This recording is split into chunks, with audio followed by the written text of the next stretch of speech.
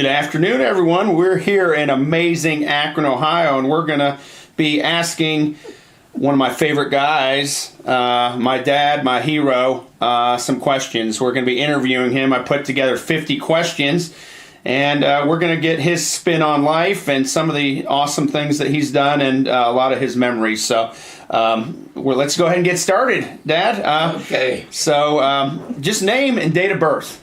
Name's Calvin Sabo. Date of birth is December 28th, 1940. Christmas baby, right? Yeah. Right after Christmas. Where were you born in, what city and what hospital? No hospital. I was born at home at 439 Ohio Avenue in Clarendon, Pennsylvania. I was delivered by Dr. Stork. Okay. Awesome. Awesome. Do you know, how much you weighed or anything, or? 400 pounds. You filled out nicely, right? I don't know. Okay. How about name of your mom and dad? My dad's name was Zoltan Sabo. Mom's name was Aline Hartwig Sabo. Okay. All right. I know you had a couple siblings, right? What were their names? Sheila was my sister, who was 2 years older than me, and Robert Patterson was my brother, who was 15 years younger than me. Okay. All right. So I want to get into memories, and I know I was talking to my sister Lori about my first memory. What was your first memory? I think this really happened, but I'm not exactly sure. I sort of remember being in my crib and waking up in the morning and want to get out and be with the family.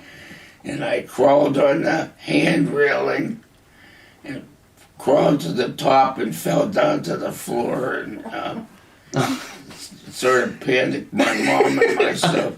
I'm sure. So even at that young age, you had just a love of family and wanted to be with everyone, right? Yeah. Going to school, what grade school did you attend? First 2 years to Short Street School in Clarendon. Then 3rd grade through 9th grade at Walnut Avenue School. Okay, all right. Do you have any favorite activities during this time, hobbies? We used to play Army a lot, and we also played football. Whatever was in season, we would play, Was Army just kind of cowboys and Indians back then, or Yeah. pretend battles and stuff like Later that? on, when we got older, we would play with BB guns. That's awesome. That's funny. When I was younger, we used to do something similar with bottle rockets. So not the smartest thing, but it seemed like a good idea at the time, right? How about some of your friends maybe in grade school? Well, first friend was Richard Lucas, who lived 2 doors up from me, and Jackie Herring were 2 there. Once I went over to Walnut, Jay Hoffman, Bob Bloomberg. A little side note on Bob Bloomberg. He just turned 82 and had a hole-in-one in a golf course. How cool is that? Yeah. That's awesome. That's great. Are you still in contact? Well, it sounds like you are with at least Bob. With Bob, yeah, on Facebook. Okay. That's great. All right. Let's talk about maybe some favorite stories from grade school. Well, when I was in grade school, I kept getting hives. Mm-hmm. And no one could figure out why. Finally, it dawned on my mom that every time I ate plums, I would get the hives. And so she quit giving me plums. But in school, we were playing a game called Upset the Fruit Basket. And every person was given a fruit, and they gave me plums, and I said, "Don't do that, I'm allergic to plums." And they laughed because they said, Well, you wouldn't really be eating any plums. We're just saying you have plums, you know. Mm-hmm. I get home at lunchtime and I have a couple hives. Just the power of the mind. Yeah, absolutely, absolutely, right? Yeah. And you were allergic to plums, I mean, your entire life, right? I haven't had a plum in 70-some years, probably maybe 80. No, it couldn't be 80, 70-some years. Wow, that's crazy.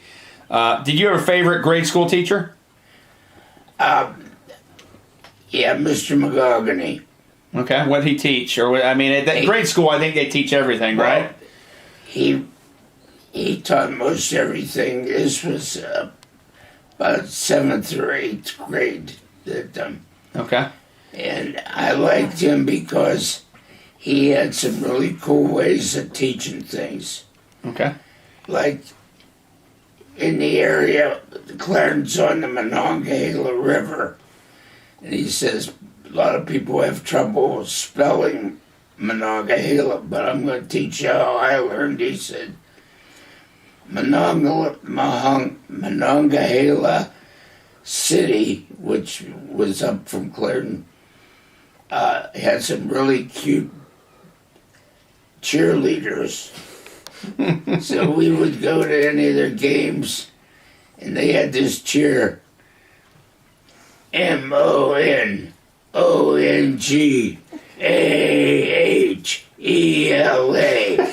And he would have the whole class do the cheer. That's awesome. Or linking verbs would be A-I-O-U and sometimes Y. And just different chants and stuff like that. And I remember all that stuff clear to today. That's awesome. It's a great teaching method. It reminds me of someone who taught me how to say Chicago by... How does that go? Chicken in the car and the car can't go. That's the way you spell Chicago. Absolutely. That's good stuff.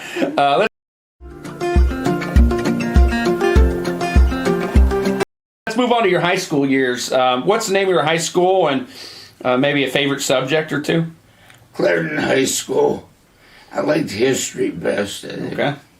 And that's something you've loved. I mean, you've had a passion for reading, and I know you read a lot on World War II, so it looks like that love of history started pretty early for you. Yeah, I've always been particularly good in history and geography. Yeah, you would have been too. I've been good in a lot of subjects, but those were two that I always felt that I was really strong in. I always thought that you would have given Ken Jennings a run for his money on Jeopardy. You playing sports in high school? Yeah, football. Okay. Position? Guard. Guard? Okay. Awesome. You guys pool a lot? No, I was terrible pulling. I was slow as hell. I yelled at. Tough coach? From the coach, because I would get there way later than the running back. Yeah, gotcha. Okay. How about some best friends in high school? Best friends in high school were Jay Huffa and Bob Bloomberg again. Okay. That's two that come to mind real quick. But the football team was pretty good, right? Football team was very good, but my dad made me quit because I was doing bad in plain geometry. Okay, all right. Studies first, I guess, right? Yeah.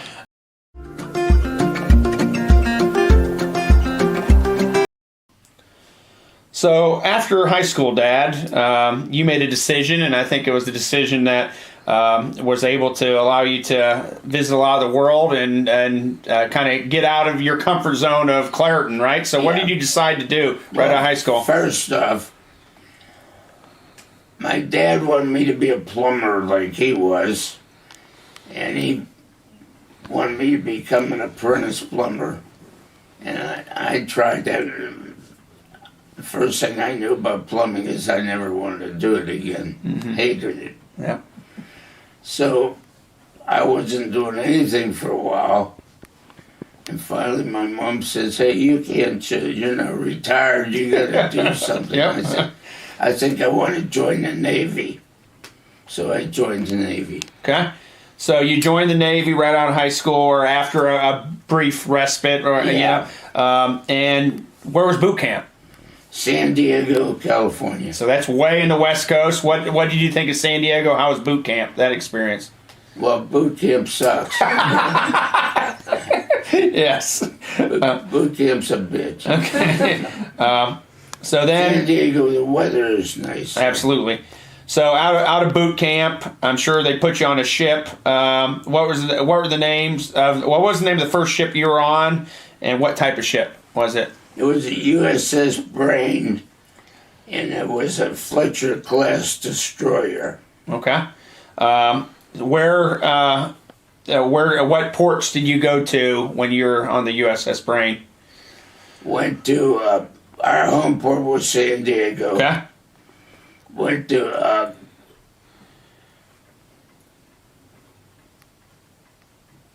went to Hawaii, Okay. Midway, Guam, and the Philippines, Okay. and then back to San Diego. Wow. Okay. So seeing the world at that early of an age had to be really, really cool, Absolutely. right? Experienced so much, right? I was 17-year-old when I first got on there. That's awesome. That's Yeah. cool. What was your primary role? Well, I wanted to be an electrician's mate, but when I got on there, my officer, division officer, said, "I don't need electricians. I need black gang."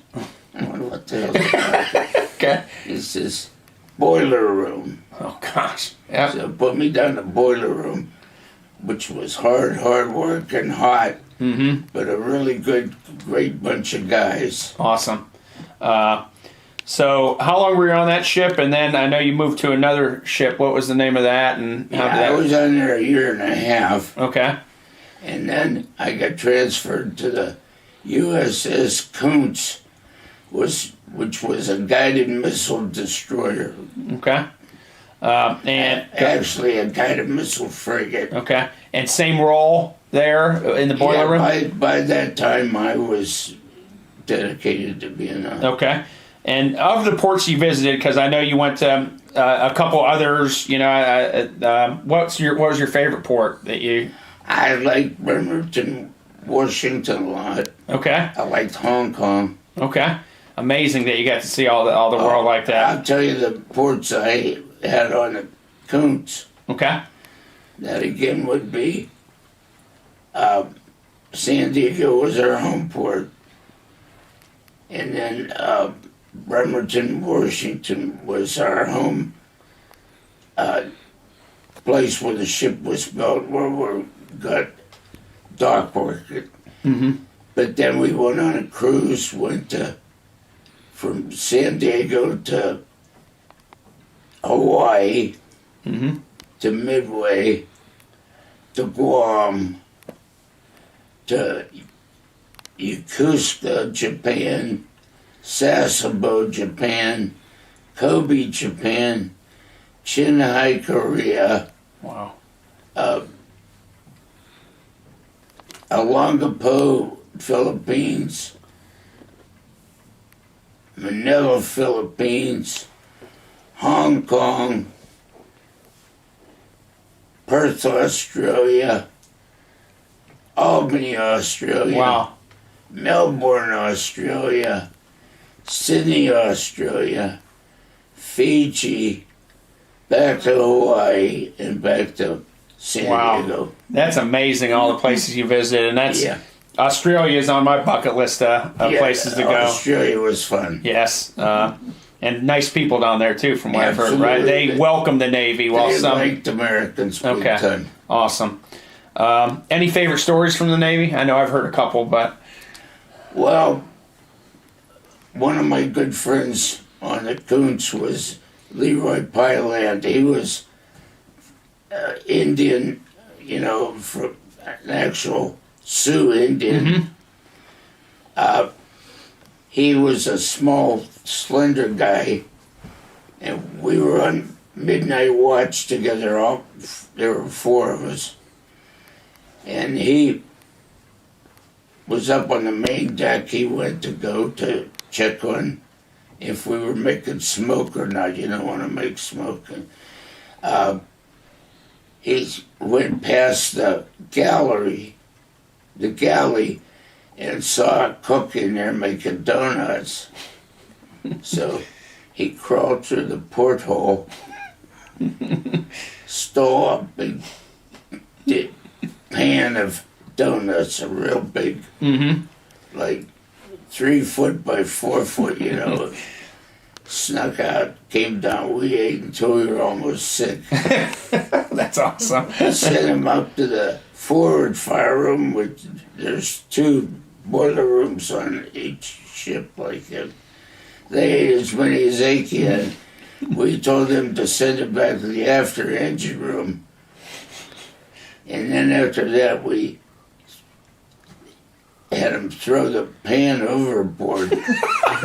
So no evidence. The evidence is gone, right? Yeah. Next day, now hear this. We were going to have donuts for breakfast, but some of your shipmates stole them all. That's awesome. Yeah. That's a really funny story. I love it. One story I love from when you're in the Navy is I remember you guys were out in a typhoon, right? And I think... Yeah, I remember that. That again was Leroy Piley and we were both petty officers by then. I told the guys to take the laundry up, the dirty laundry up, and they came. These were just firemen, they were under us. They came back and says, "It's too rough, we can't do it." I says, "Oh, you guys are wimps." So Leroy said, "We'll show you how to do it." We climb up high on the O2 deck, which is as high as we could go. We're dragging that up, a big bag, and that Leroy yells, "Cal, watch out, look up. There's this huge mountain of water up there." And I was afraid we were going to get wiped overboard. Got completely soaked. Lost the bag and the clothes went out to sea. Yeah. Yeah, well, I'm sure that was scary, but yeah, big time. Had to play like you're a macho. Oh, absolutely, yeah. I had it all the way, right? Yeah. All right, those are awesome stories about the Navy. Any other stories you'd like to share in your time in the Navy? Yeah, there was one where this was in Melbourne, Australia. I'm coming back from Liberty. I don't know why I was by myself, but I was drunk. And came up to a fence. Our ship was inside this fenced-in area. And the fence was about 10 foot tall or something like that. If I walked to run to the gate, it was going to take many yards. So I decided to climb over the fence. I was climbing up the fence when all of a sudden a spotlight gets on me. It was a paddy wagon bringing back guys from who were drunk and stuff. Yeah. They said, get in the paddy wagon. And I thought, oh boy, am I in trouble. But they said, we're just taking you back for your own protection.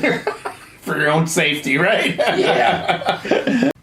Any other stories? Yeah, on the way back, after we completed our duties on a cruise there, we were heading back to the U.S., and the Admiral did this, is just saying we did a good job. He had us cross the international date line on Thanksgiving. So we had, before we got to the international date line, we had Thanksgiving. When we crossed it, we ate Thanksgiving again. And each day we had all the turkey and all the dressing and all the good things we could eat. That's awesome. Yeah. That's great. That's never enough turkey, right? Yeah.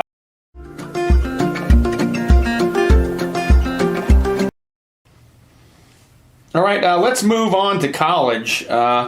What college did you attend, and maybe a reason or two why you chose that college? Okay, first college I went to first year was Brigham Young University. And my reason for going there, my dad was talking to some of his buddies, and one was Mr. Nixon. Mr. Nixon, if he spent a nickel, he wanted to get $1 worth back for it. Mm-hmm. And he looked at all these universities, and the Mormon Church puts a ton of money in.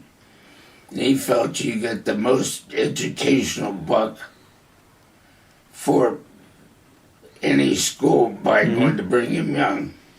So I went there, and it was an excellent school as far as teaching, but I'm not a Mormon, as you know, and I always felt I was an outsider there. Okay.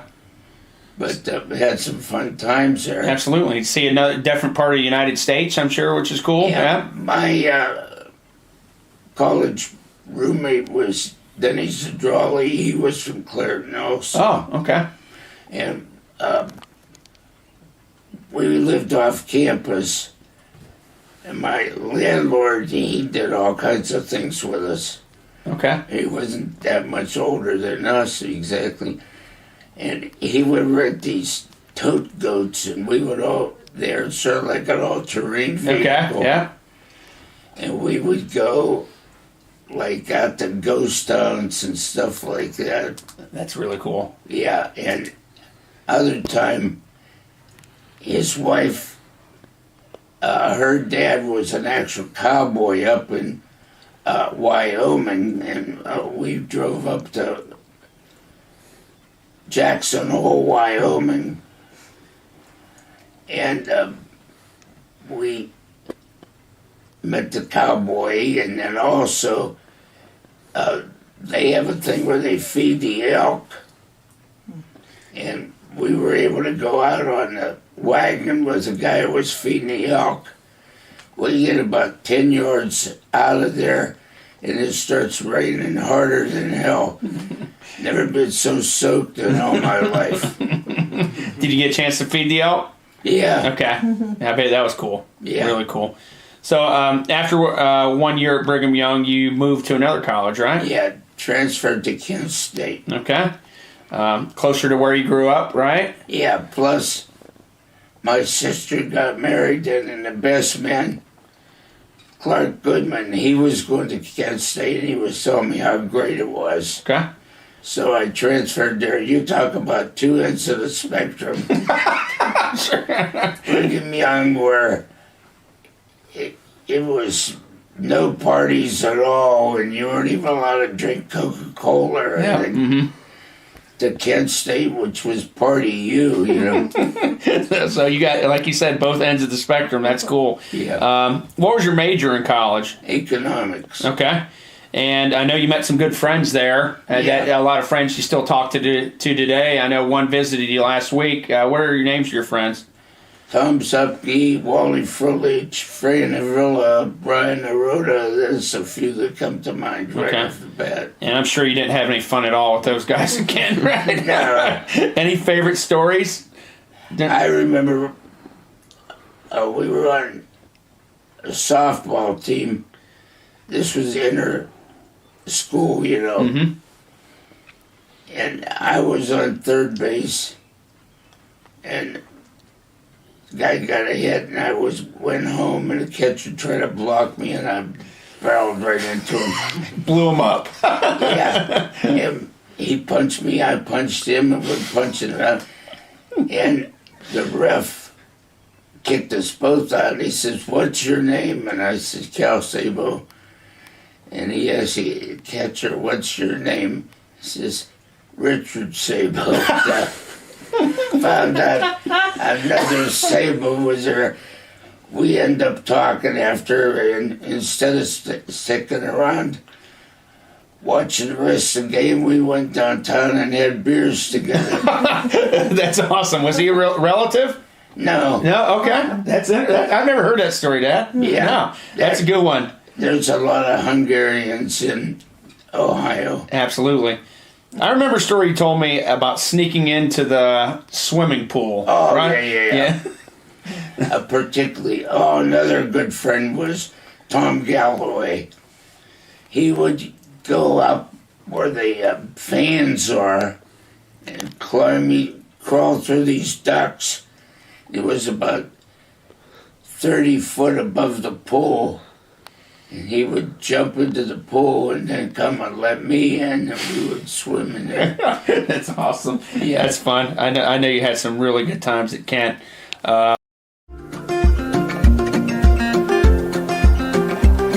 Let's move into family life. I know that's something you're very passionate about, and you've really instilled that in me and Lori.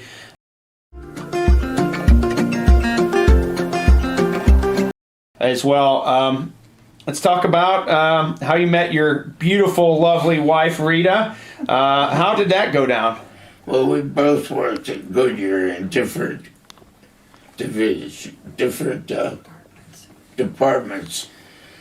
But Rita and I also lived in Studio City at the same time. And she was having car trouble and she needed a ride home and asked me if I would give her a ride home. And I said, sure. After I gave her a ride home, we hit it off, and I started asking her on dates and stuff like that. So it was her question that got you together, right? So it was Mom's master plan, I think, right?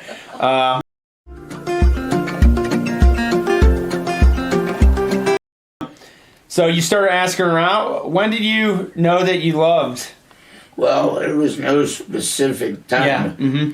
I know we liked being together, and we enjoyed doing the same things, and it came across slowly but surely. Absolutely, and that's one thing that I still see to this day, just the love that you guys have, and how you just love being together, which is awesome. Yeah. So you're definitely a role model for anyone that is married, so Good. That's awesome.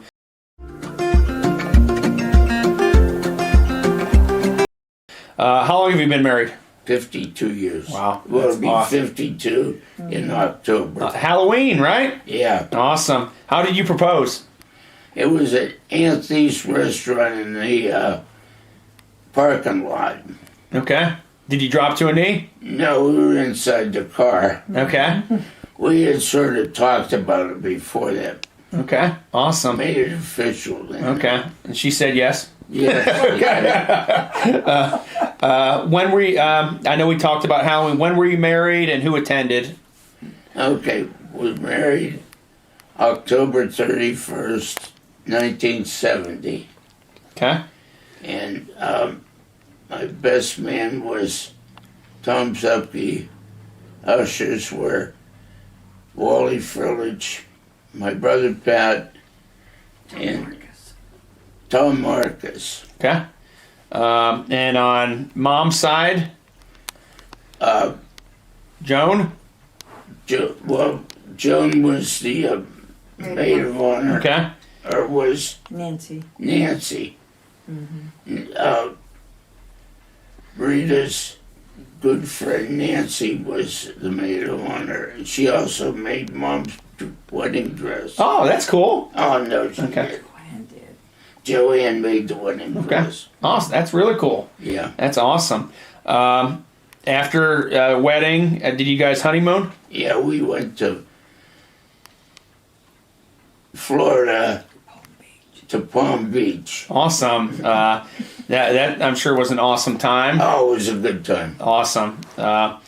One part of interest there, a bat got loose in the place. I tried to get it with a broom, and messed up a fan. Did you get the bat out? Yeah. Okay, awesome. All right, I think we touched on this a little bit, but I mean, tell me some of the qualities that Mom has that made you fall in love with her. Oh, her and I are always on the same page. Mm-hmm. We love the same things. We're devoted to each other. Yeah. And that is probably the main thing. Mm-hmm. Absolutely.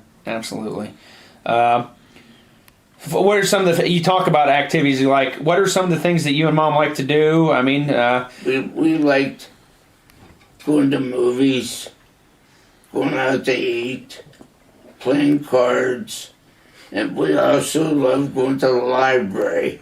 Okay. Yeah, and that your love of reading still continues. Both of you guys love to read. And So. Mom got into genealogy. Yes. Did a lot of that at the library. Yeah, and Mom is incredible. Her genealogy research. I mean, it goes back hundreds of years on both sides, so it's amazing. All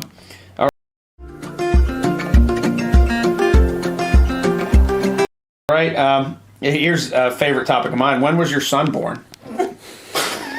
What's November 4th, 1972. All right. And how did you come up with his name?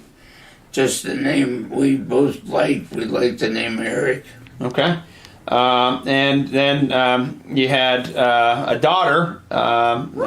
When was she born, and how did you come up with her name? January 25th, 1975. 1974. Yeah. So you remembered mine, and you did not. That's what happens with a second one. He's traumatized. And this is something that I will always remember, just when we had kids, and I'm sure Lori feels the same way. What was your initial feeling when you saw your kids? Oh, euphoria. Yeah. Mm-hmm. If you can get really high on seeing your child born, there's something definitely wrong with you. Absolutely. I know, just from my memories, we had some incredible times growing up and traveling and things like that. What are some of your favorite stories that you remember about, us as a family of four doing things? Or we try to include you in on almost everything we did, except the first time we went to Disney World.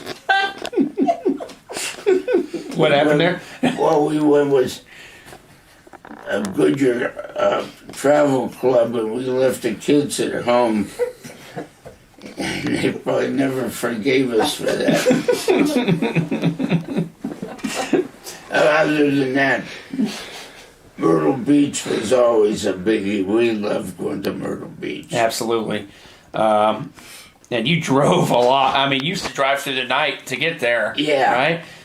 Before 77 was there, but it was a lot of back roads back in it, right? West Virginia Turnpike was the worst. Mm-hmm. Yeah. I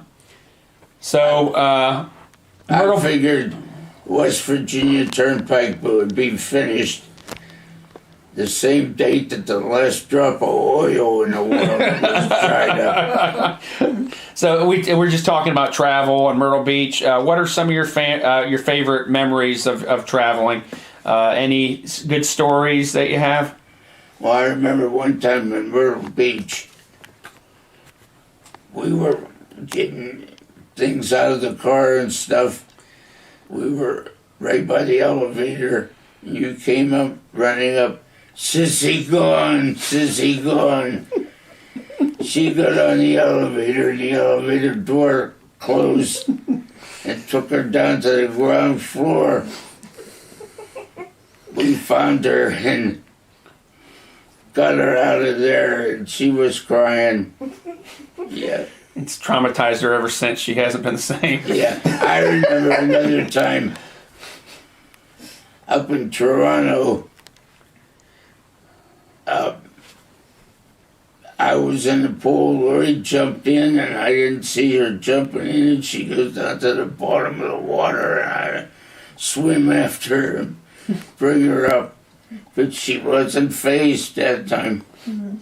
So all the traumatic moments are basically Lori's. Lori scared the poop out of me many times. Oh, one other thing you two have in common, you both bit me when I was a kid. I remember Lori bit me while I was on the ground, and she bit me in the leg, and I got some kind of a rash then.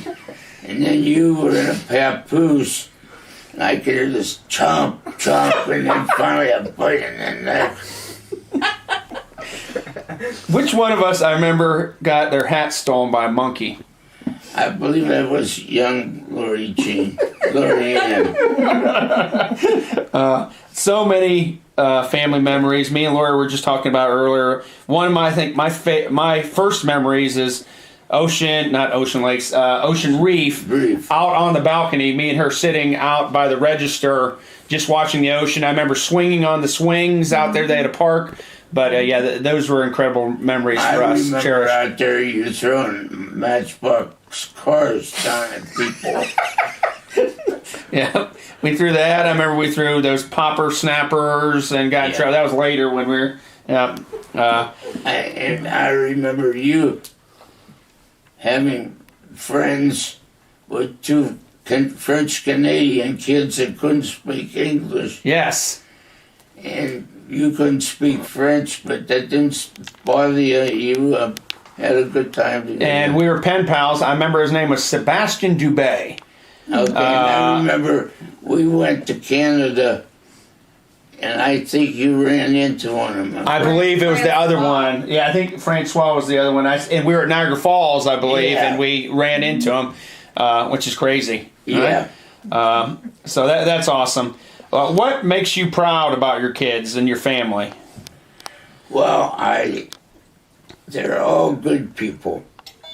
I can't think of anyone in our family who's not a good person. They're all loving and caring, and they love being together. Mm-hmm. Absolutely.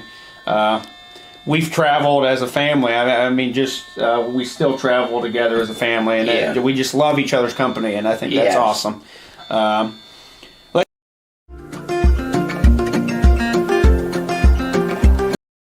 Just moving to your career real quick, and we only have a couple more questions left. We're doing great here. Goodyear. You're with Goodyear for how long? 31 years. 31 years. And who are some of your best work buddies? That would be Bill Hankins, Tommy Seib, Tom Chapman. You remember Tom Chapman, absolutely. Yeah, he's a good guy. Yeah. I remember I spent the night over at his house once. We played Nintendo. Tecmo Bowl and that Mike Tyson's Punch Out one night. A really nice guy. Yeah. Yeah. So maybe any work stories? I'm sure. I know. I've been All-State for years, and there's some great work stories there. But any favorite work stories you've had? Well, some of my colleagues were sort of wild. Two older guys. Spencer Woodhill, who was sort of like a Neanderthal man. He was strong as a bull, but dumber than a donkey, And Carl Moore, the other old guy, they used to like to trade punches on the arms of each other, So one day,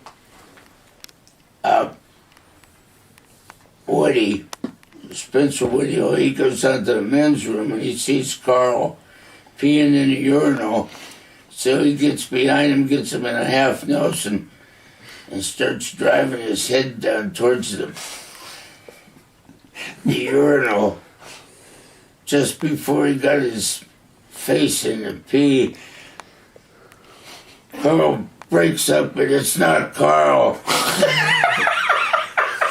It's some salesman from a flap company that was selling his flaps. He jumps up and runs out, doesn't even zip his pants up. And Later on, the police are coming around trying to find out who's trying to rape this guy in the jaw. They ever catch it was Carl, right? Yeah, no, they never caught anyone. That's awesome. That's funny. Another one, right beside window where I worked, was a fire escape. Mm-hmm. And this guy that sat next to me, Jim had that looks out, and there's a possum staring at him.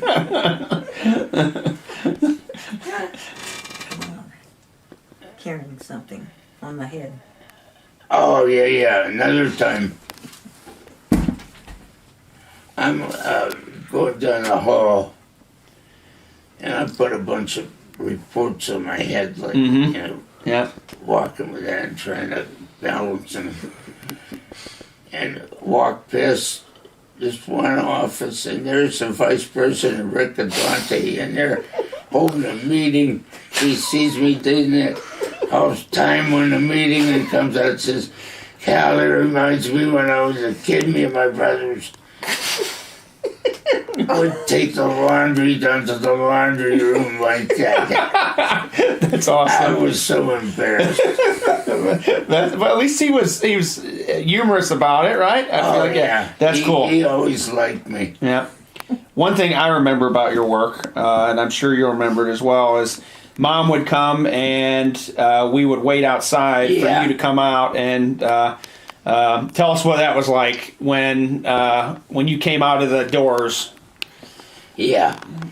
You guys would run on the wall beside me and jump into my arms. Yep. And I felt like $1,000,000. This one guy says, "Cal, you're the luckiest man in the world."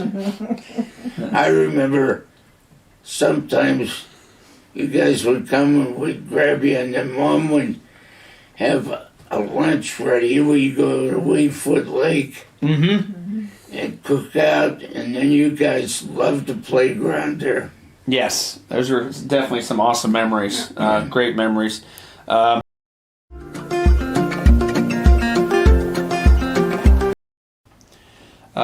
Like next to talk about your love of Pittsburgh sports, especially the Steelers. That's been some of my favorite memories with you is attending some of those games. Tell me about how your love for the Steelers came and maybe some of your favorite stories of attending games. Well, when I was young, watched the Steelers back in the 50s, back when they were the only team in football that still ran a single wing. And they were laughing stock of the league.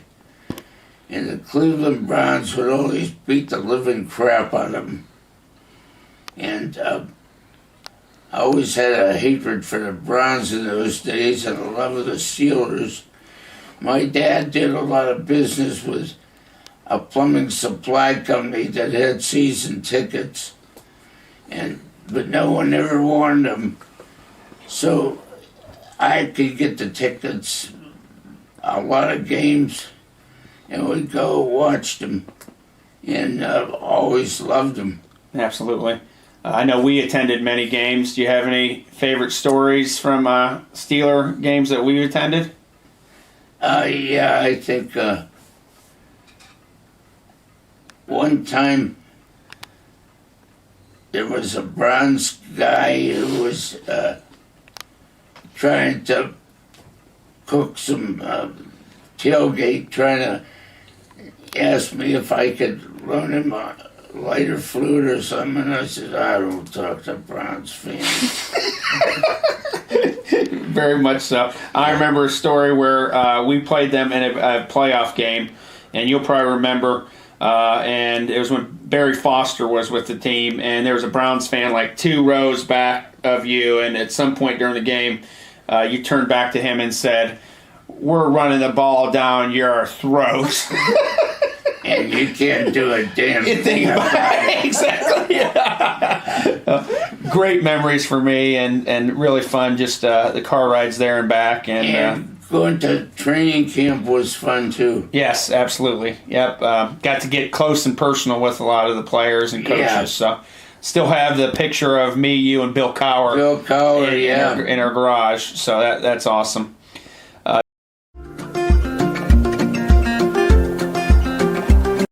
Just a couple more questions left. What are you most proud of about your life? I'm most proud of Rita and I bringing into the world 2 fantastic children who then married outstanding spouses, and then bringing into the world outstanding children who are our grandchildren. And now we're happy to report we have a great-grandchild.